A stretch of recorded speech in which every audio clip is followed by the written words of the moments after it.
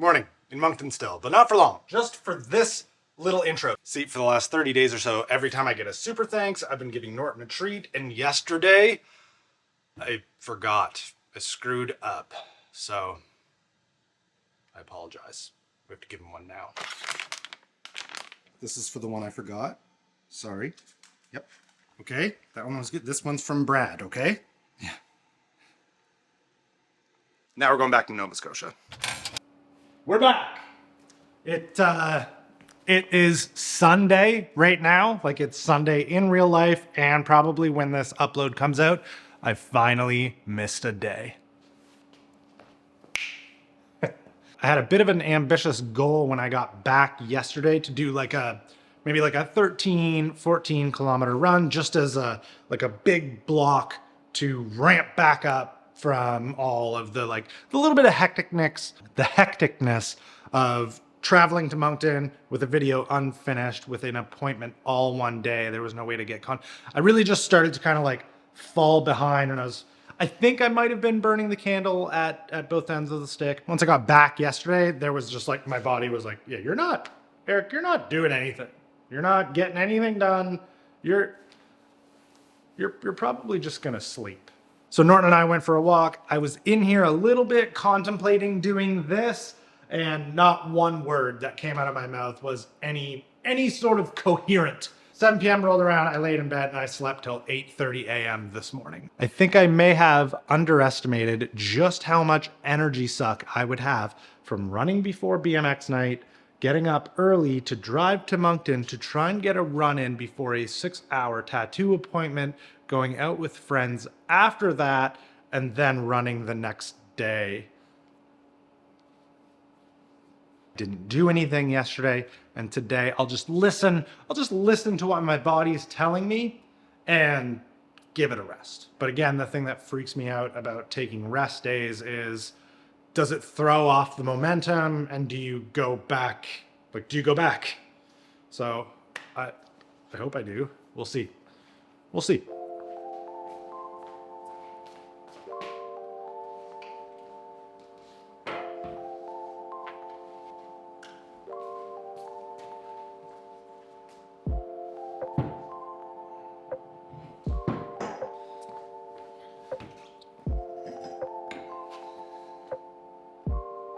Welcome to Gear Gab.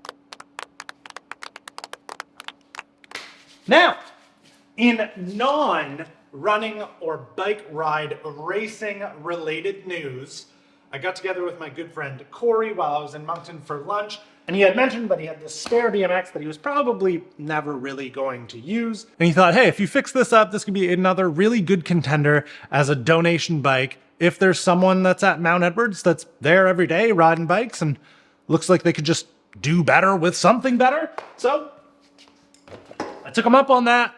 I brought it here, and I want to get it ready now. So this chainstay is actually quite bent. It's beat up pretty bad. And the bottom bracket shell is bent as well. So I'm not actually going to use this frame, but I am going to use the parts. I'm going to take those parts and put them on this, which was my very short-lived green We the People street build. So kind of surprisingly, the bottom bracket bearings that came out of that old United were, they're pretty smooth. They're in decent shape. So I just open them up, throw some grease in them. Sweet. That feels pretty good. Fun to work on a BMX because you just use a hammer literally for everything. Like pressed in bottom bracket? Yeah, pressed in with a hammer. I just want to pull these bolts out and make sure that there is grease on them so they never get seized. In case whoever has this bike after wants to take it apart. Okay, bottom bracket and cranks in, everything's greased, will come apart and is in good working order. Swapped out that steel sprocket for this aluminum Merit one. Mike Brennan over at Merit has been supporting this channel, me, and everything we do here like this for over a year now. So with that said, if you're looking for upgrades for your BMX, go to Merit's website, linked below. All right, fork. I'm not entirely sure what this fork is or where it's from, but it doesn't have any cracks in it, which is good because all the spare ones that I do have cracks in them. So don't want to use them. Just gonna have like a lot of headset bearings left over from just other projects and lifetimes of doing things like this, so perfect. The amount of times that I've put a fork into a head tube without a stem or a top cap to keep it in place.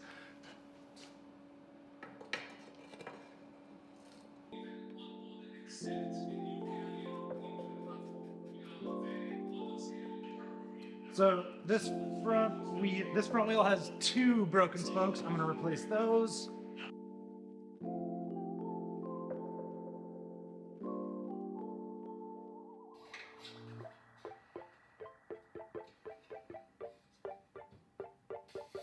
That came back pretty good for a single wall rim that was missing 2 spokes, but it'll do. The cone nuts on this hub were really, really tight, so I opened them up and re-greased them too. It's kind of like as good as this could possibly ever get. And then I've also got a set of tires from Merit. They're not tires for dirt, but they are new and they're bigger, so they'll be better than obviously what these are, which are old and worn out. It's funny, this wheel has a cassette hub, but it's a single wall rim. Bizarre combination.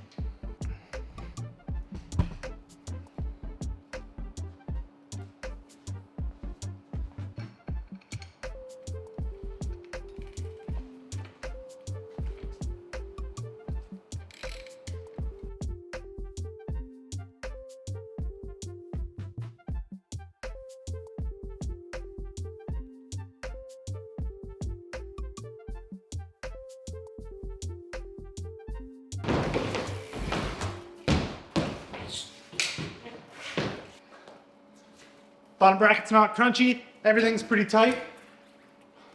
All right, the only thing that this is going to need is a brake, which should be easy enough to do. I've got a brake lever, I've got a few brake levers. I've got my old Fly brake caliper, which does brake fine, it does slow down. It just, I didn't love it on my bike for the stuff on this ramp. I should just need a cable, so I'll get a cable at some point, and then this thing will be ready for someone at Mount Edwards who needs it. Oop. Thanks for watching this episode of Gear Gab.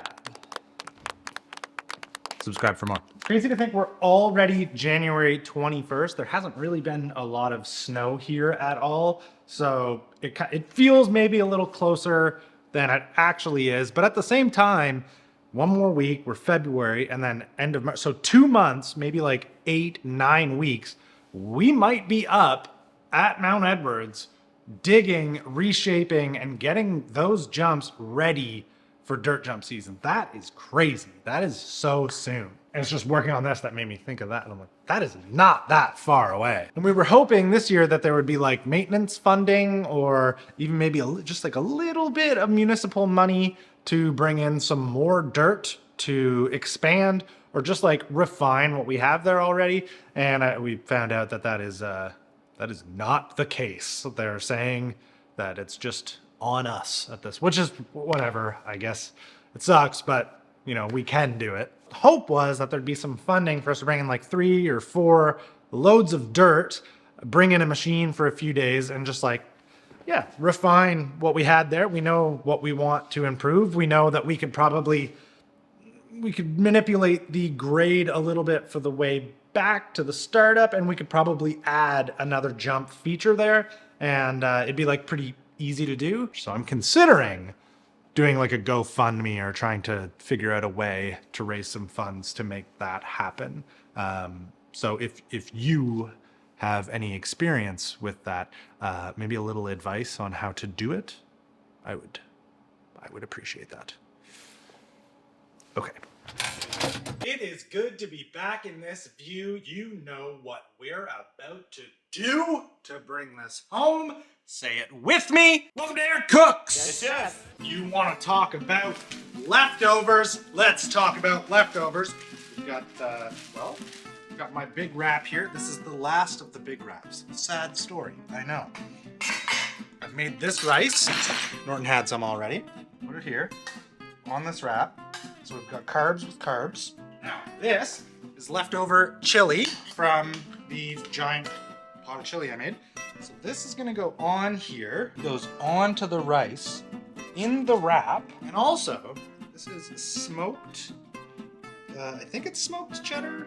It's smoked something. You can smell the smoke, I'll say that. So that'll melt down a bit. This is just proof. I once worked at Subway. You see that? When they brought out wraps, we had to learn how to do that. I don't think I'm gonna put this in a frying pan. I just want to eat as much hot sauce as possible. This is obviously gonna be good. It's like homemade Taco Bell.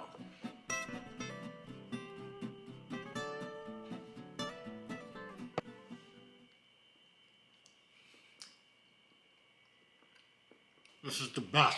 This is the best! Okay. I'll see you tomorrow.